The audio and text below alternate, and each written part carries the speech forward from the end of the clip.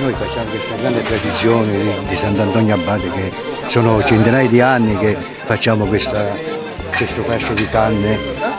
Ne siamo 16 contrati che facciamo tutte queste parti qua.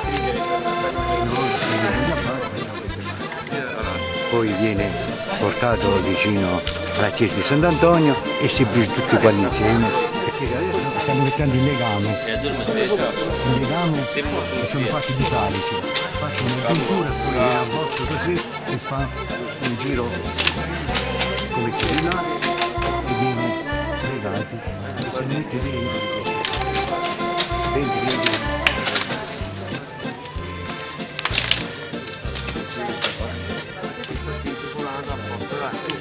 E facciamo la festa, canti, balli e tutta la storia della nostra tradizione. Allora diamo un po' di tonalità a questa festa con un valzer e intanto i ragazzi del coro possono venire qui.